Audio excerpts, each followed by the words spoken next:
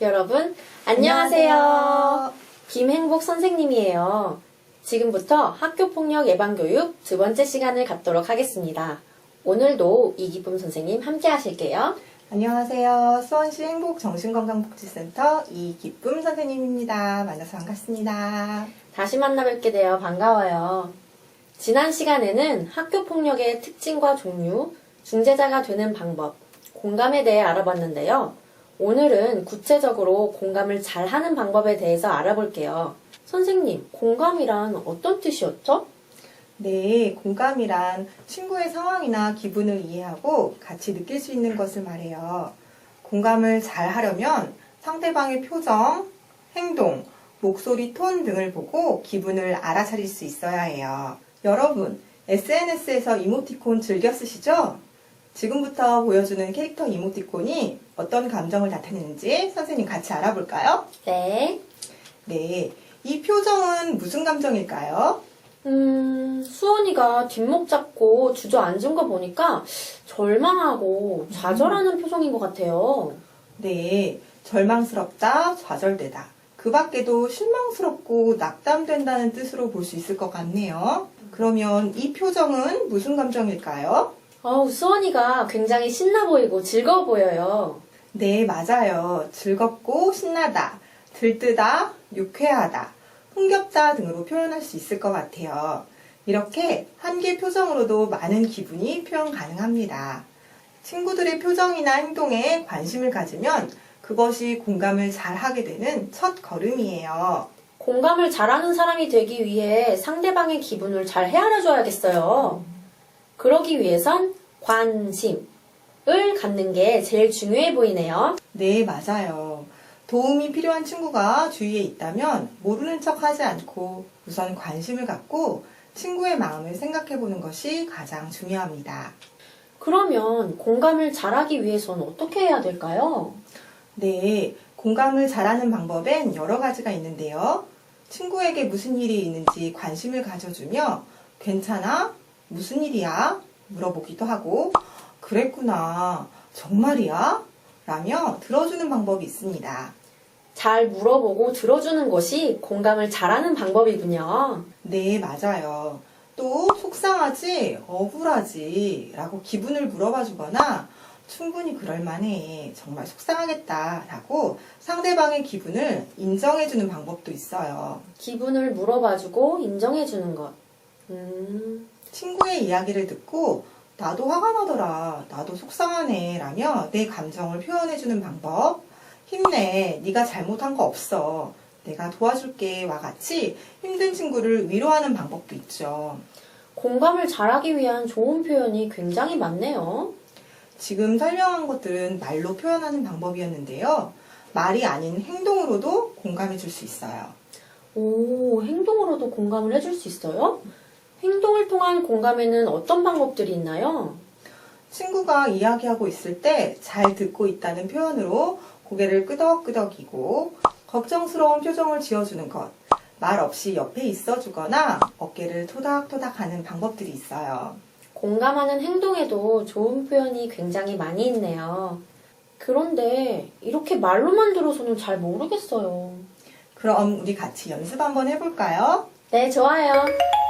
시험을 잘 못 봐서 시무룩한 친구에게 어떻게 공감해주면 좋을지 같이 한번 해보겠습니다. 나 이번 시험 완전 망친 것 같아. 속상하지. 나도 되게 어려웠어. 아마 우리 모두가 어려웠을 거야. 오늘 기분 풀러 매점 가자. 내가 맛있는 거 사줄게. 자, 레고레고! 이렇게 하면 될까요? 너무 잘했어요. 훌륭해요. 감정을 물어봐주고 어깨를 토닥여주면서 위로해줬어요. 감동스러운거려. 그럼 이번에는 말을 안 듣고 대드는 동생 때문에 힘들다고 말하는 친구는 어떻게 공감하면 좋을지 해볼게요. 나 내 동생이랑 또 싸웠어. 내가 새로 산 원피스 알지? 그거 몰래 훔쳐 입고 나갔어. 진짜 화나겠다. 너 마음 충분히 이해돼. 내 동생도 내 말을 그렇게 안 들어서 나도 정말 힘들거든. 이해한다. 라고 하면 될까요? 네, 너무 잘하셨어요. 이처럼 공감은 말로도 전할 수 있고 행동과 표정으로도 충분히 전할 수 있어요. 선생님을 보니 어떤 상황에서든 힘든 친구에게 위로와 힘이 될 수 있을 것 같은데요. 아마 이 영상을 보고 있는 친구들도 그럴 거라고 생각해요. 공감만 잘해줘도 학교폭력 상황의 방관자가 아닌 중재자의 역할을 충분히 할 수 있을 것 같아요. 그런데 공감하는 방법 외에 다른 방법도 있을 것 같은데 혹시 다른 방법으로도 학교폭력을 중재할 수 있을까요? 네, 공감하는 방법 이외에도 여러 가지 방법이 있는데요. 먼저 동영상을 하나 보고 올게요.